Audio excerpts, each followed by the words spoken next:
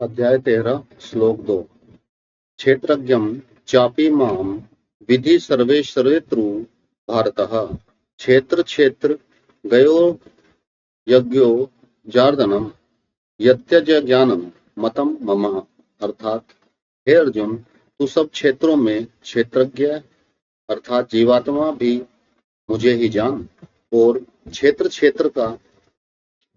क्षेत्रज्ञ का अर्थात विकार सहित प्रकृति का और पुरुष का जो तत्व से जानना है वह ज्ञान है, ऐसा मेरा मत है।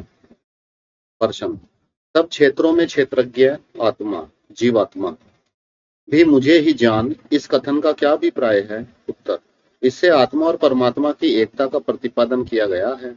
आत्मा और परमात्मा में वस्तु तो कुछ भी भेद नहीं है, प्रकृति के संग से भेद सा प्रतीत होता है।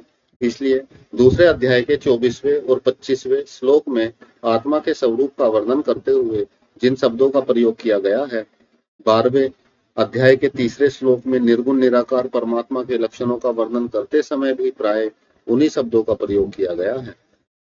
भगवान के कथन का अभिप्राय यह है कि समस्त क्षेत्रों में जो चेतन आत्मा क्षेत्रज्ञ है वह मेरा ही अंश है। अंश होने के कारण वस्तुतः मुझसे भिन्न नहीं है। मैं परमात्मा ही जीवात्मा के रूप में विभिन्न प्रकार से प्रतीत होता हूँ, इस बात को तुम भली भांति समझ लो।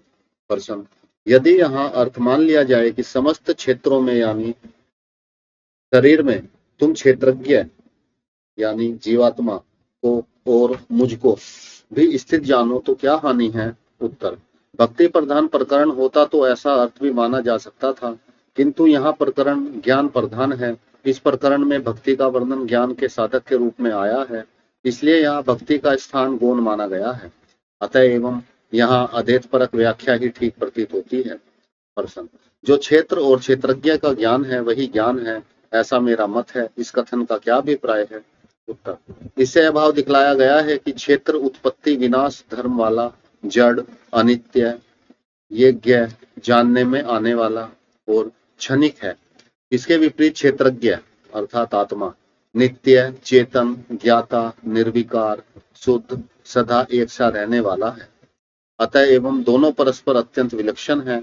अज्ञान से ही दोनों की एकता सी प्रतीत होती है। इस बात को तत्व से समझ लेना ही वास्तविक ज्ञान है, यह मेरा मत है।